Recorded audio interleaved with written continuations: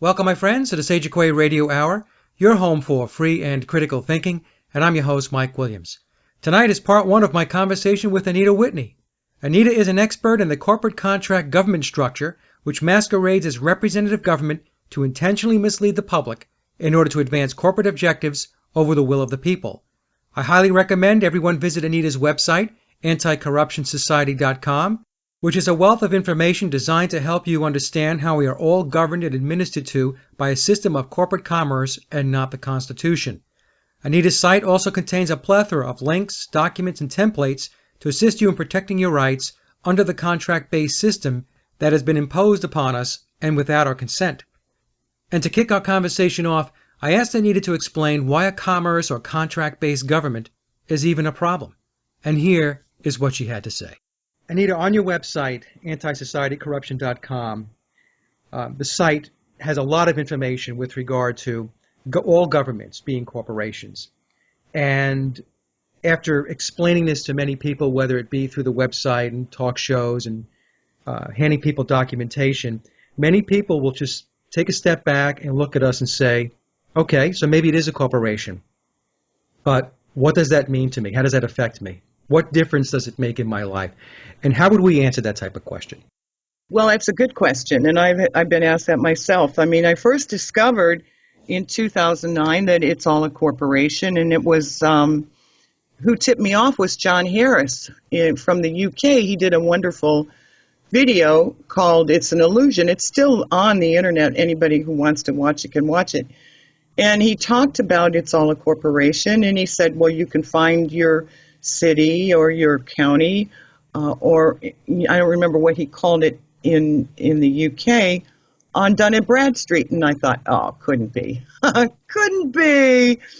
And so I went and looked them up. And on my website, anticorruptionsociety.com, if you type in the search, dissecting the basics of our legal system, and click on that, you will see a little chart of what I discovered when I did exactly what John Harris said to do. Look them up on Dun and Bradstreet. And so I went down the list, and there was the United States, and there was Department of Health and Human Services, and there was the state of Ohio. And the governor is listed as the Executive Office, State of Ohio. The legislators are listed as Legislative Office of State of Ohio. Oh, and the judges are listed as Judiciary/Supreme Courts of the State of Ohio, all the way down to my city and my school district, which just blew me out of the water.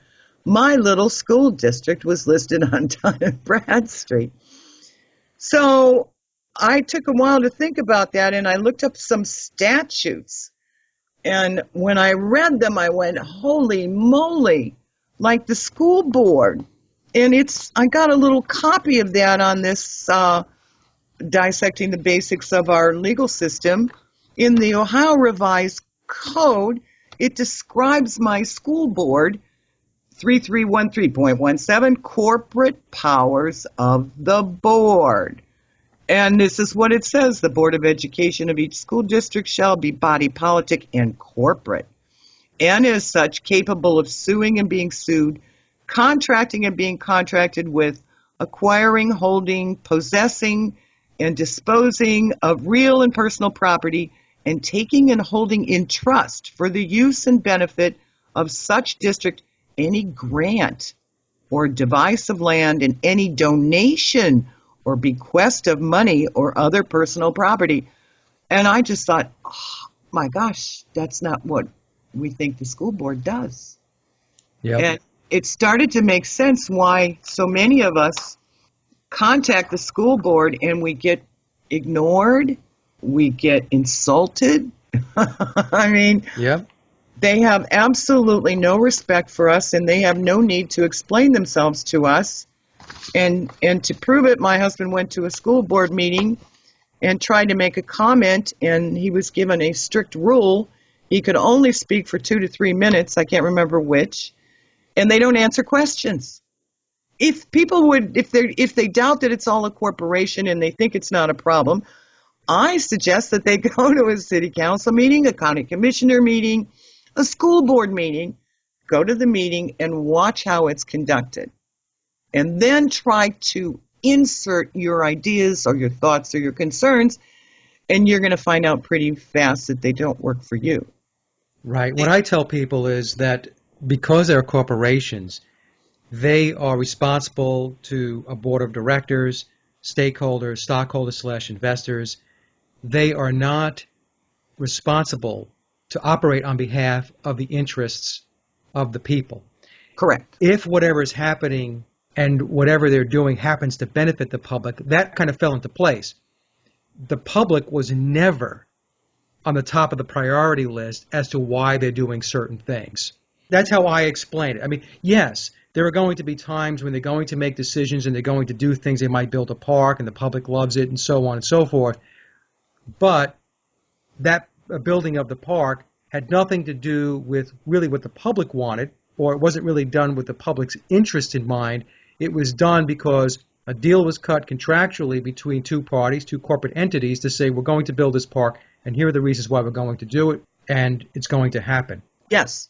And you have no influence. And, you know, in my city, there is a battle right now. They want to take out an existing park and put in a recreation center. This is going on across the country. And the people here are happy with the park the way it is, and they don't want to pay more money. They can go enjoy the park for free now, but the recreation center, they'll have to be a member. So there's a big backlash, save our park.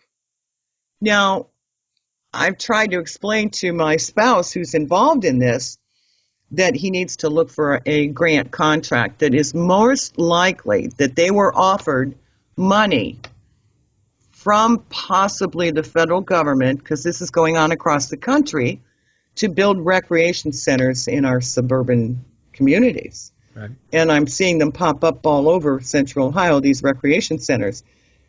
And I said, if there's a grant contract and they signed it, they can't really renege on that.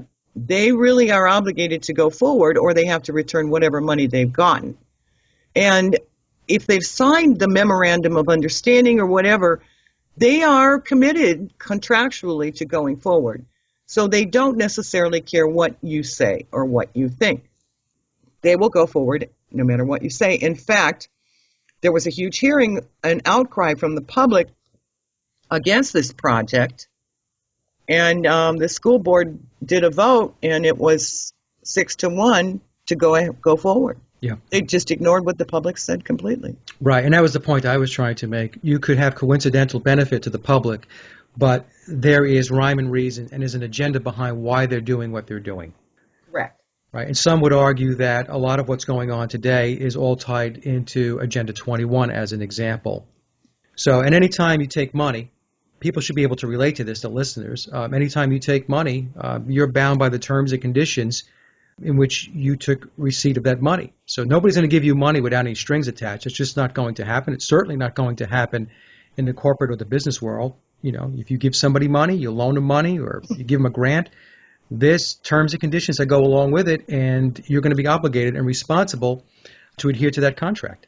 Yes, and my son-in-law works for the state of Ohio in accounting. And I asked him this: what happens if one of these municipalities or any of these entities don't live up to the terms of the contract? Well, he said, it's real simple. They have to return the money.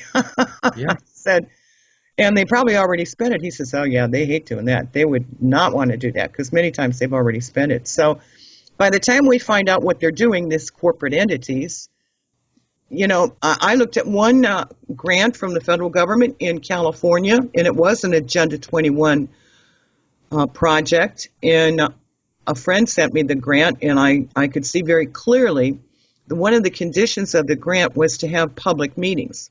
But it wasn't to have the public meetings before the grant was accepted. Public meetings were a condition. Once they did that, they had to have public meetings to inform the public and give them a chance to talk if they wanted to, but to inform the public what they were doing. So it's basically after the fact. Right. And then the question is, and we did locate the signatories in that, if people really want to fight all this, they need to get a copy of these grant contracts, and they need to see who signed it. Right. Now, when Common Core that came to Ohio, I got a hold of it and I saw that it was signed by the governor and the state, I guess the state director of education. 2 signatures. That was it. 2 signatures. And that launched the whole program that came through. So this is why it matters that it's a corporation. They function well without the realm of what we would call representative government. We do not have representative government anymore. And that's what's so important for people to understand. If you vote for the city council, the minute they take office, they are actually told you now are employees of the city. I mean, they're told you work for the city. Right. And whether or not, treat the public nice, but now you work for the city. And most people would interpret that, I guess, thinking, well, of course I work for the city. You pay my paycheck and I'm employed here. But they're not connecting what's implied there. You work for us. You understand? You work for us. Right. So what we say goes. That's correct.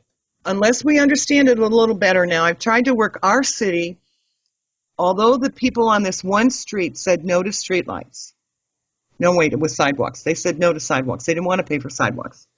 Hadn't had sidewalks in forever. And they were all happy. There aren't that many cars on the street. Everybody was just happy. No, thanks. We don't want to pay for sidewalks.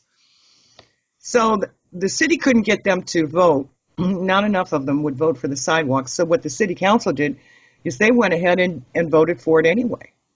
Okay, Unbelievable. we're going to vote for sidewalks. You got sidewalks. It's going to cost you $10,000 each. Okay? Yep. Now, this particular gentleman, I think it was a financial burden for him, but even if it wasn't and he didn't want sidewalks, he should be outrageously angry. And here's where the whole plot gets thicker, why it's so important to understand what you're dealing with. Because now they're going to bill him for that. I tried to talk to him and I had a difficult time getting through because he wanted to go to a bar attorney. And of course, the bar attorney is going to support whatever the city council says. They work in the system. And if the city says we're going to do this, the bar attorney will say, well, the city decided you have to do that. He will not expose the fact it's a corporate structure. I have talked to these bar guys. One said, well, it's not important. Move on, move on, move on. It is important because I told the homeowner, I said, now they're going to send you a bill. Now they're a corporation. You aren't obligated to pay that bill unless they have a signed contract. Now they're going to present it to you as if you have no choice. And if you don't know how to respond to that, then they're going to bill you and they may end up, if you don't pay it, putting a lien on your property. But the assumption, you're making the assumption and they're presenting this to you as if this is a fact. We have the right to do anything we want and charge you for it. That's okay? right. Yep. And he's so conditioned to believe it's a legitimate government that he's not ready to challenge them, Mike. And that's where we're trying so hard to get the word out. Don't just accept what they're saying. Challenge them. I mean, challenge them and get them to understand that you're not consenting. So in that situation, Anita, let's just use that as an example. How would that work? How would you not consent to that? What should that person do? Okay. I'm glad you asked that. We put together a bunch of strategies in a guide called Lawfully Yours. That's free. It's a free download on our website. If you look at the home page, there's tabs at the top. One of them says Lawfully Yours. And we explain a little bit about what this guide does and what this guide offers. We even have an index and everything. But, okay, this is called a letter of inquiry. This is what I tried to get him to do. And he wouldn't do it because he was afraid. I'm going to be honest with you, Mike, he was afraid. And we'll talk about that later, how challenging them makes us scared. Well, that's a big part of their game. The fear factor is what makes it work. That's correct. Yeah. Okay. So this is simple, and I don't know why this would be scary. I bet it wouldn't scare you. Okay. letter of inquiry. It's a sample in Section 5. We have a bunch of sample questionnaires, letters, and notices. But this one, you send the letter to the employee, okay? You identify it as the city corporation, which it is. They know it is. They have a corporate charter. No question about it. Okay. Dear Mr. Bluehoo, recently received a communication from your office regarding sidewalk. I'm going to read the way this said, but we can quickly figure out how we would put this to sidewalk. This is what's in the book, though. Regarding making application for a newly created permit. That's part of Agenda 21 that they're doing.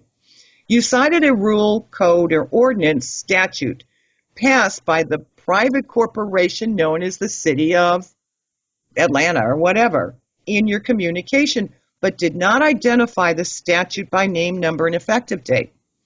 Freedom of Information request. Please provide me with the name, number, and effective date of the rule, code, ordinance, statute that prompted your communication. And please send me all documents that contain the original signature of either my wife or myself that created the obligation for either of us to adhere to the City of Atlanta's corporate rules, codes, or ordinances. Appreciatively. And you sign it. There you go. Yep. Now, why is that scary? Well, I think it's scary because I think a lot of people are not sure that what they're dealing with is really a corporation and that this is some fringe notion that is being put out there and they're going to get hammered. You know, that they're concerned that they're going to make the situation worse. There might be additional fines, surcharges, letters, threats of legal action. I could just imagine what's running through his head. Right. And that's what we have to overcome. Right. And that's where we have to go. And I spend a lot of time, I'm on the radio on once a week, and I talk to people on the phone all the time, trying to explain to them that what you're going to get is another letter.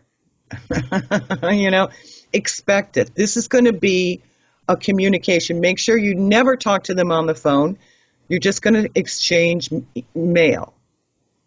Because anything you say on the phone, you don't want any phone conversation entered into any agreements. You want to have this all on paper. You can see what they're saying. You control what you're saying. You control the communication if you keep it on paper and keep it calm. Now, when we've tried this before, it was funny to watch.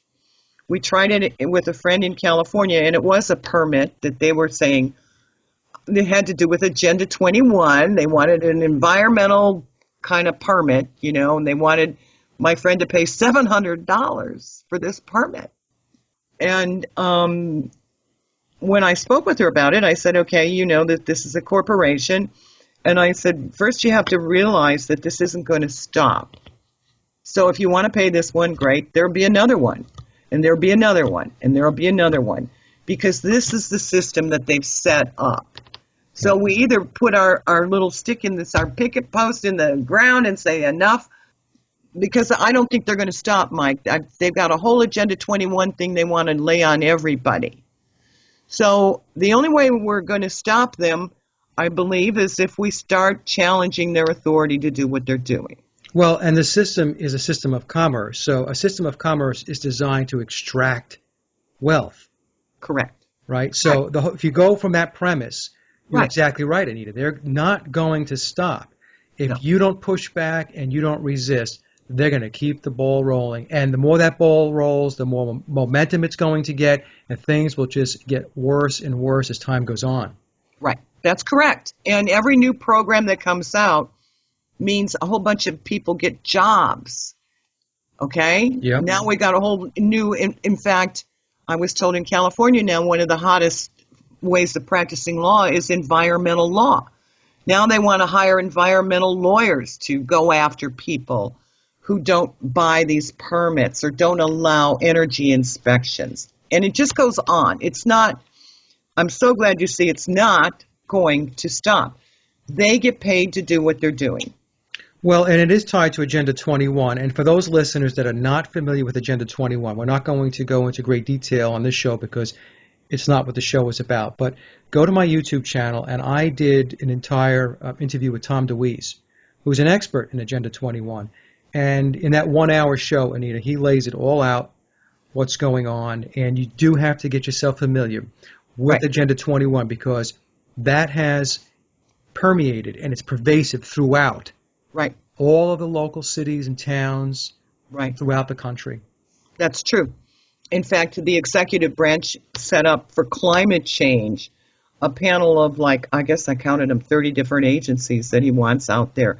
When he sets up a panel, the mother corporation, USA Inc., from the White House, sets up 30 different agencies and pays people and assigns them to implement programs.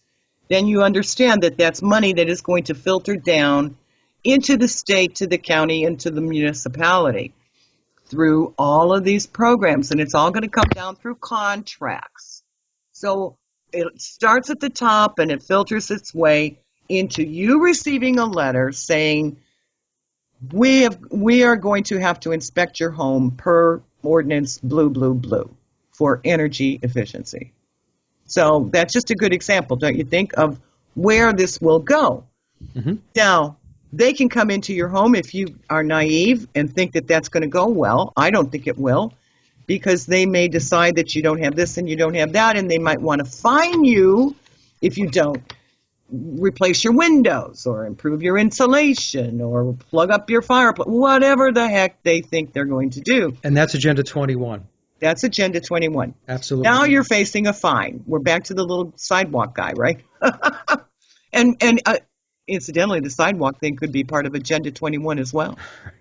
Walkable streets, that's a part of the whole program. Yep. So I'm glad you're doing this, Mike, because this is very real. They're going to be doing this more and more and more. I think it could be fondly called fascism because that's what they want to do. They want to control the way you live in your home now, how you're living in your home, how you're using energy. Well, here in North Carolina, Duke Energy is sending letters out to everybody now. In fact, we had a family get-together, I guess about a week ago or so, and somebody brought it up, and everybody in the room was receiving these letters. And essentially what these letters are, it shows a graph, and it says your energy consumption over the last 12 months is the green graph. Right. Your neighbors, Right. is the red graph. And then there's a blue that says a very energy efficient home, which essentially is undefined, doesn't really exist. So what they're doing is they're getting you to feel guilty about what it is that you're spending or using energy-wise. Right. They're going to measure you against some fictitious bar graph or line graph, which I'm convinced that energy conservation types of households do not exist. And so what they're doing is they're getting you prepped, they're conditioning you to go to the next step, which is exactly what you're explaining, which is, now we have to take a step into your house, and we've got to take a look at exactly what it is that you're doing, because you see, we've been sending you these graphs. and your line is not coming down to this blue line. And so we can help you figure out why that is, so we can get you down here so you're running with the blue pack.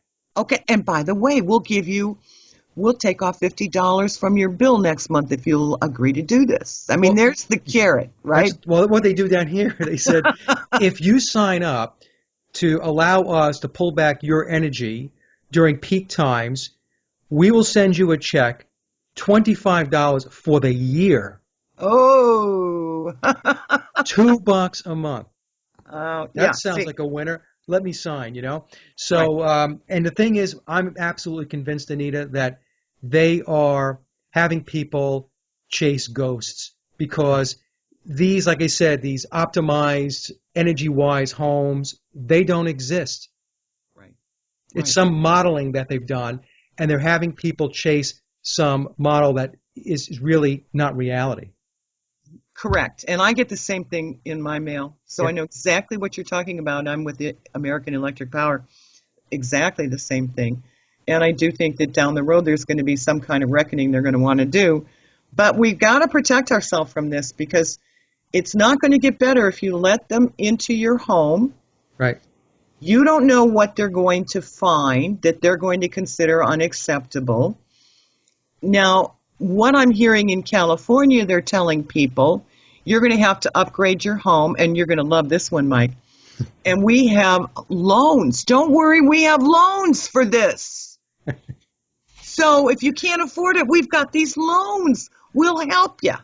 So what we got now is people signing up to appease these outrageous rules that may or may not make any sense whatsoever, and getting into debt to do it. Yeah. I mean, that is what you call the catch-22. And that's when you really have to stop and say, by what authority do you have to do this? By what authority? By what authority? I'm so hoping that you can help get the word out to start looking at by what authority and lawfully yours we think may be a good introduction of challenging by what authority, because they don't have it. They're a corporation. A corporation's a fiction, and I know people have a hard time with that. But, you know, if you see the movie The Corporation, at the very beginning of that documentary that I think was made in 2003, it's just right there. A bunch of people get together, they put words on a paper. Ah, you got a corporation. Right. That's what it is. It's a bunch of words on a paper, and it's safe. It has no authority over living flesh and blood men and women unless we sign the document. Sign the document. So that's what we're about teaching people. That's why it's so important. It's everything. You don't have a sovereign government. You have a for-profit corporation pretending to be government, and they don't have our authority. They don't have our permission. And you know, Anita, when I was talking to Sophia, when I had Sophia on my show, we talked about this, and I explained to her that, you know, I worked in the corporate world for 30 years. And the one thing that folks have to understand, now those folks that work in corporations are going to understand what I'm saying. Those that do not, this might be something maybe raise an eyebrow or two, but a corporation never does anything by happenstance. So there's a strategy, and then there's an implementation and execution of that strategy. Right. And so when you start getting letters and you start seeing this buildup, as an example, your example, we have loans, we have this, we'll extend that. What's happening is that's a strategy that's being implemented. This isn't, you know, somebody winging it at your local town, county, or state.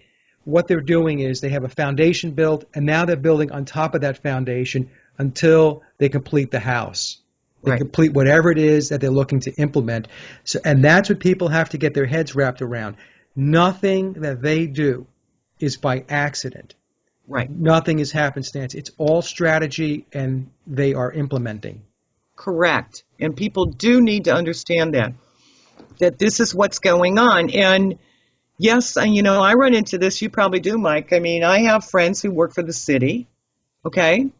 So when we try to talk about this stuff, oh, come on, those are really nice people. I really like her. I knew her when she was a kid.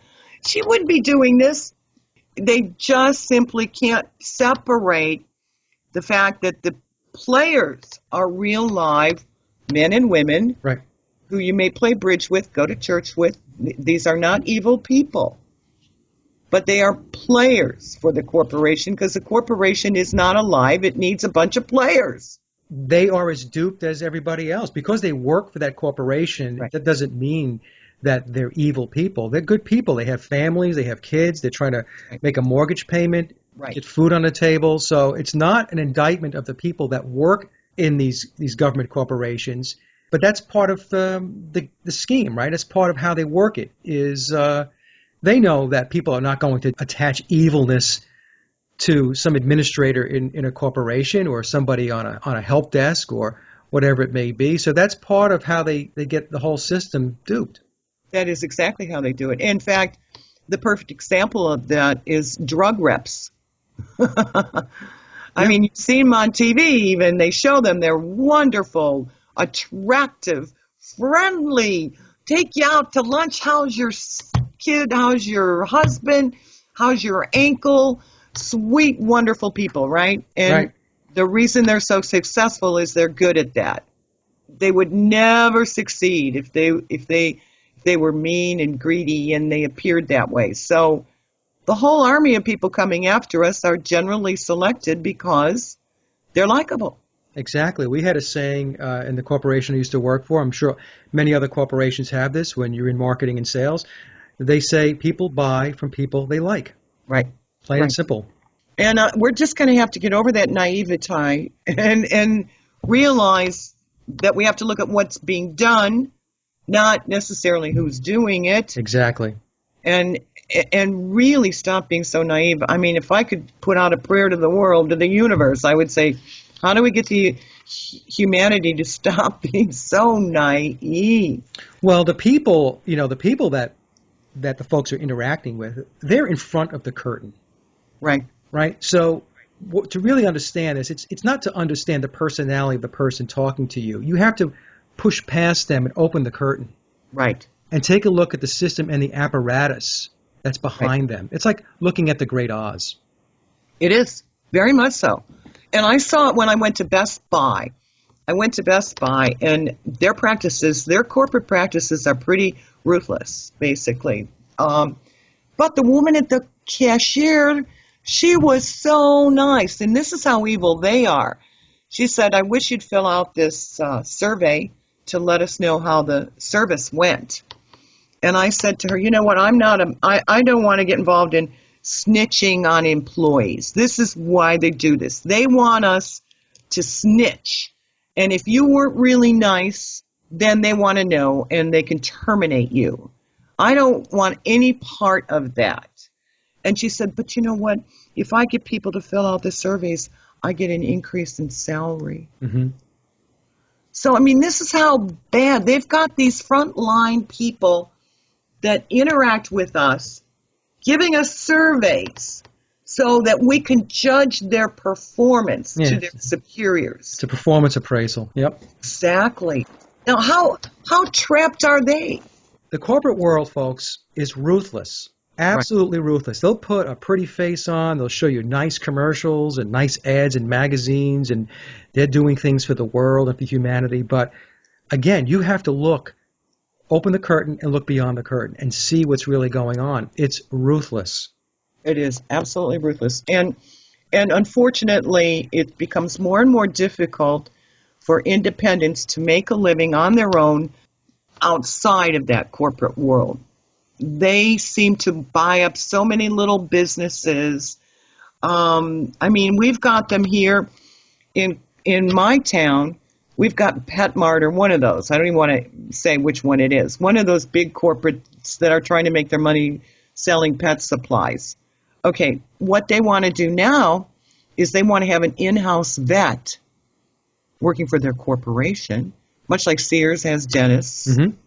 And they want groomers, in-house groomers. So what does that do to my local veterinarians? And my groomer, who's just a lovely lady, spent all of her life getting her own little business. And she's very good at it, you know? Yeah. It's going to happen. This is what the corporation does. I'm convinced of it, Mike. They scout around to see where there's a niche, and they try to fill it for their own profit, which would put our local vets out of business, our local groomers out of business, our local realtors. We now have a Soulsby real estate office right here in my town. I've seen that here, too. Yeah. You know, it's interesting, Anita, when we talk about what's happening. That's why you have cookie-cutter communities. That's why all communities look alike. Right. They all have the same eateries. They have the same shopping plazas and so on. Because what's happening is you're being taken over by the corporate apparatus, the corporate structure. The sole proprietor, the entrepreneur has a small shop. They're trying to knock them out of the box. Now, I'm going to say something here, and this is the God-honest truth, but within corporations, what they'll do is they will buy small startup companies, let's say, that have a great product. Right. They will do one of two things. They will buy that company because they have an interest in that product and they want to bring it into their portfolio. Right. Okay? Right. Or they will buy a company and then that's it. They bought the company to kill it. Right. They didn't Right. buy it to bring the product to market. Right. They bought the company so that it can die a slow death. And Right. that's it. It's the elimination of competition. It is. And Right. They're not enforcing any rules about monopolies anymore. Nope. Nope. So, I mean, some people are familiar with the chain Whole Foods. I don't know if you're familiar with Oh, yeah. Whole Foods. Well, we had something called Wild Oats, and he was doing fabulously. He was right here in my town. Independent guy. He really started this organic grocery store concept. He was there before Whole Foods. In fact, if you do your research, you're going to find out that the guy who's the CEO of Whole Foods would launch attack campaigns on this man to discredit him and he literally, we believe he drove this guy out of business. Yeah. And now you've got Whole Foods, and it's really your corporate model. I mean, I hate going in there now. All the employees are drones. You know, did you get everything you wanted? Can I help you in any other way? I mean, it's just the same old, same old. And it's sad to see because they're going to pay them the least amount of money they can get by with.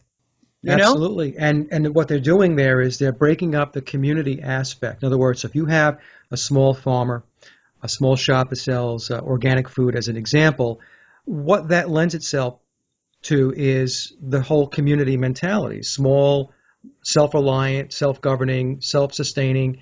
And so they need to break that up, because if that type of structure exists, then they can't implement their agenda, which is to be as pervasive and as sprawling as they possibly can, and to take in as much profit and to take in as much money as they possibly can. So in order to do that, they have to crush the whole community, small community aspects of a town or the mentality of the people. You know, that's what Walmart has done, by the way. Walmart is probably the best example of, they put these super centers in and it just essentially wipes out, you know, a dozen or so small shops because of the diversity of products that Walmart is selling at prices which the small guy can't possibly compete with.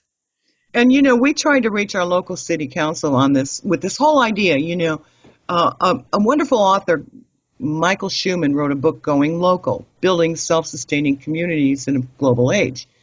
And he's been on the tour talking about the difference between a local economy, and a national economy. He goes around and tells people, for instance, I have a small grocery store that's owned and has been owned for 30 years by a local. He employs people. He pays taxes. His money stays right here in town. Okay? None of it is sent back to, where is Walmart, Arkansas or something? Yeah, I think it's headquartered in Arkansas. Okay, so he pays good wage for his managers. They pay taxes locally. Their kids go to the local school. They do their shopping locally. He hires local people. The money that store generates stays and is spent locally. Whereas Walmart comes in and what you've got is low-paying jobs and the profits go back to Arkansas. Right. And that people don't get that, but that's a huge difference, Mike. And I know you understand that. I love talking to you about that because I think that's a big destruction that's going on across the country. Oh, and people still don't see it. It's huge. It's huge. I mean, one of the sayings that, I don't know if you know who Max Egan is, but Max has been on my show, and he'll say, putting common unity back in community. Right. What they're doing is they're trying to rip out the individuality and the uniqueness of a town, a city, the culture around that small town or city. And what they want to do is they want to put in this boilerplate template. Right. And what's going to happen is this is all you're going to have available to you. And some people will say, well, you know what? I don't care. I can get anything I want at Walmart. The prices are cheap and so on and so forth. But again, you know, what they're doing is, what they don't realize is they are giving up their uniqueness. They're giving up the complexion of their town and their community. And they're accepting this whitewash. Right. And they're giving up prosperity. Exactly right. Right. Now, getting back to corporate government. So I think I love talking about this because I think this is near and dear when you talk about local economies. It affects everyone. But now back to the corporate government. So what happens with the corporate government? Now, the corporate government is influenced by these big corporations that wine and dine them. They want in your community, okay? So they'll make promises to your corporate government. Well, we're going to bring in X number of jobs. We're going to do this. And they have a salesman or woman who comes in and sells to local government or zoning boards or whoever. How wonderful. You really need a Walmart. And here's all the wonderful things this Walmart will do for your town. And the corporate government, because it doesn't work for the people, it'll make promises. Well, we can do this for your local government. We can maybe put in this little thing you want, whatever. And they make deals. And the deals basically betray the local businesses. And this goes on over and over and over again. That's right. All the time. And that's the thing. What people don't understand is, using my example before, when people say, oh, I love Walmart because I can get everything I want there and it's cheap and so on and so forth. But what they're not seeing is all the people now that are going to be out of work. All the families that are going to be hurt. Right. That are going to be challenged. Right. And again, it's the evisceration of really the personality and individualism of your local economy and your town. But the thing is, they've worked very hard at getting people to that point too, where they just really don't care. There's apathy. It comes down to, as long as I benefit and it's good for me, I don't really give a crap about anybody else. There's this prevailing mindset out there that thinks like that, and it's going to be very detrimental. And, and it has been. And I tell people, look, I give it maybe another 10, 20 years. This picture is going to be very different. And what I tell folks is, in another 10, 20 years, this country, with the way it's going, with this corporate apparatus, this corporate structure, is going to be destitute. Right. I think so. Third world nation. Yeah. I mean, because look, people have no pensions. The 401ks get crushed in the stock market. Social Security, nobody has any idea if it's going to be there tomorrow. Right. And corporations now, they're not offering any of that stuff. They'll have 401ks, but the pensions are gone. You're on your own. And they're union busting as best they can, as fast as they can. Exactly. And as soon as you start hitting 60 years old, all those thought processes that you had when you were younger, because you thought you had all this runway ahead of you in life, and you didn't have to worry about retirement and taking care of yourself when you get older. All of a sudden, when you hit about 50, 55, because I'm 56, certainly by the time you hit 60, and you're looking at the fact that all you're doing is grinding it out every single day with no light at the end of the tunnel, right? All of a sudden that little light bulb goes off in your head, and you're thinking to yourself, you know what? I have a problem. Right. Right? And the thing is, this problem was set up foundationally by this corporate structure that's in place.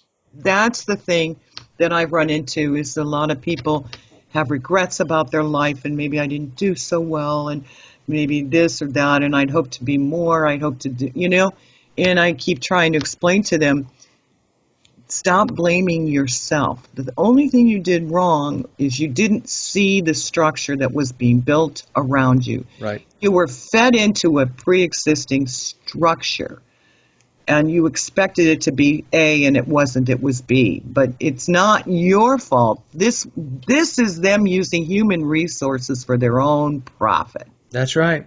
That's all it is. And it's not your fault, I remember, Anita, when we used to call human resources personnel. Yeah, I do too. Okay, and then they changed it to human resources. And remember what I said earlier, folks.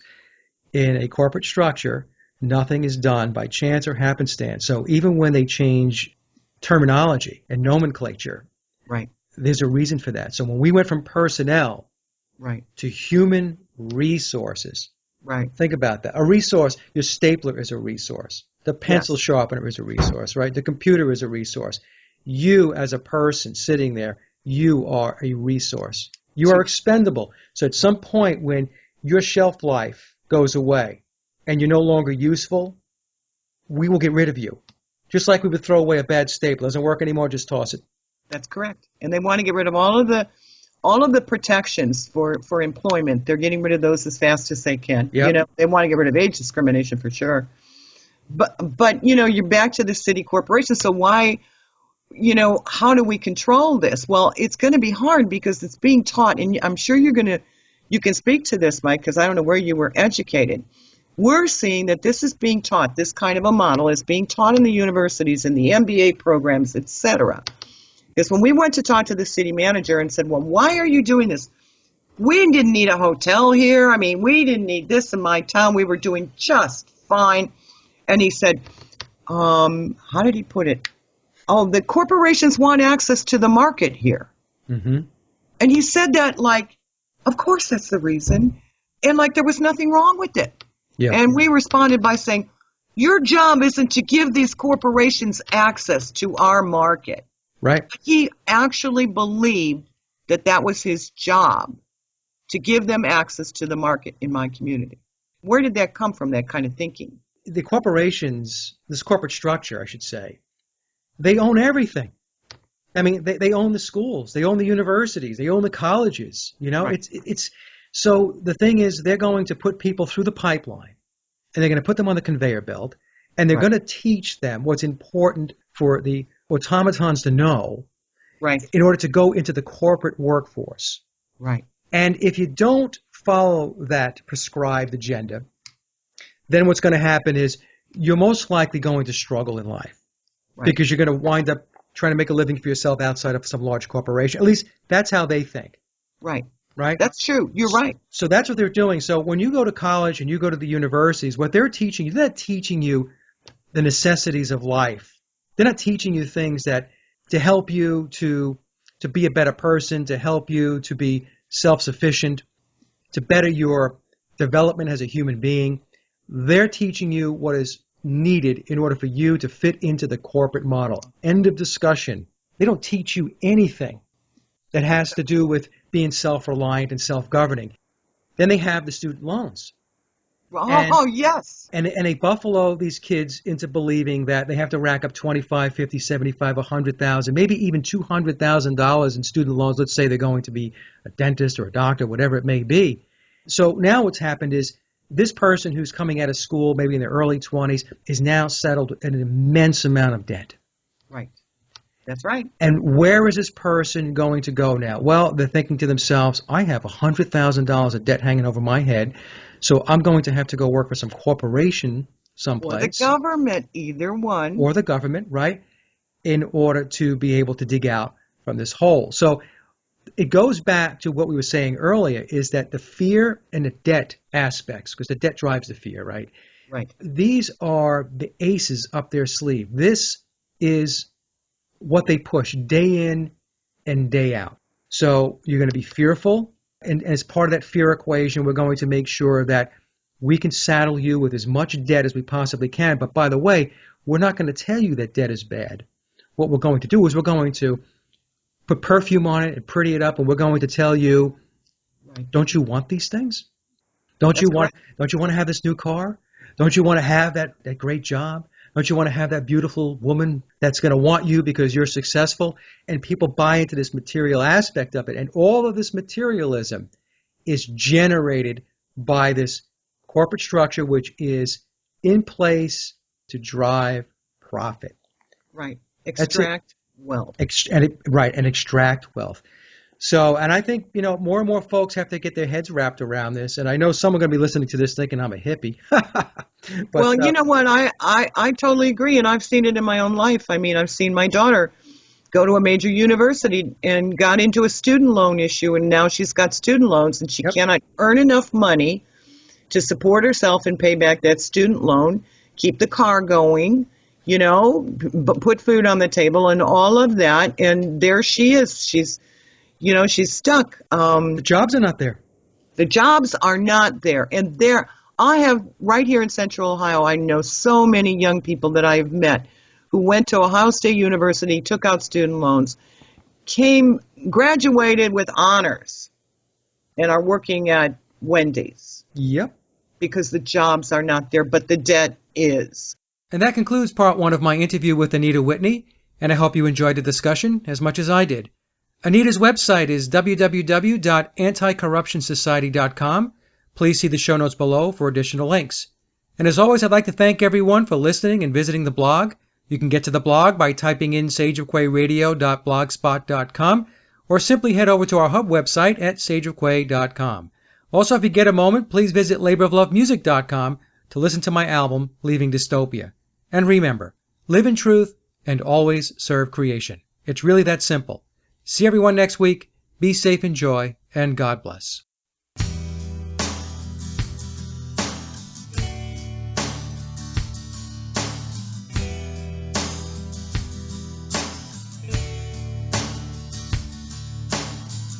I'm packing my bags,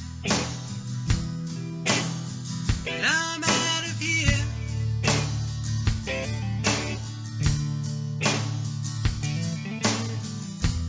Riches to rags, can't live in fear.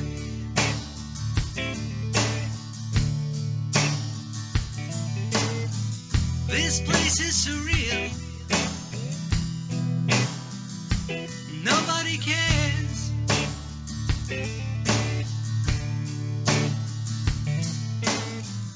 It has no feel, just blank stares.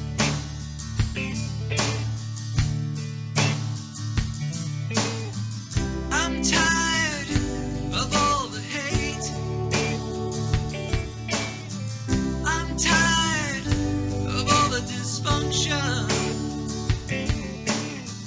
I'm tired of being tired. I'm leaving dystopia.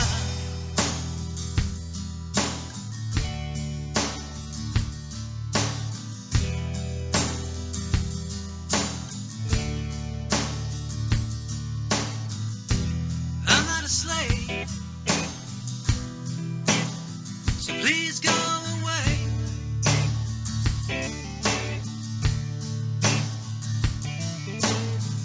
I won't behave. I don't care what you say.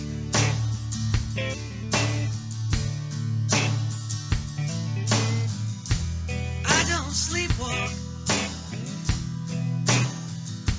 or crawl on my knees.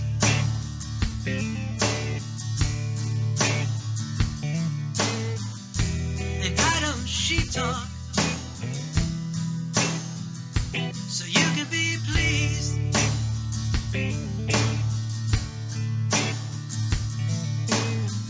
I'm tired of all the hate. I'm tired of all the dysfunction. I'm tired of being tired. I'm leaving dystopia.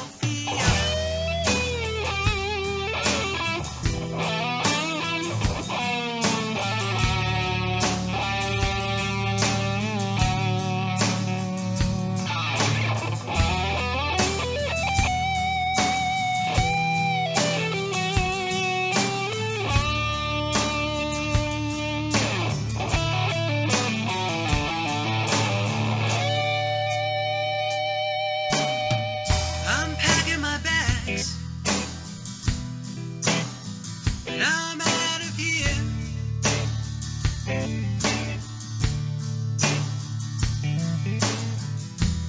Riches to rags, can't live in fear.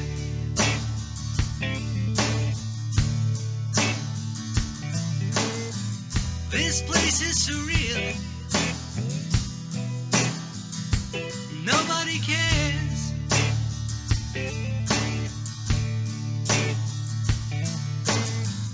It has no feel, just blank stares.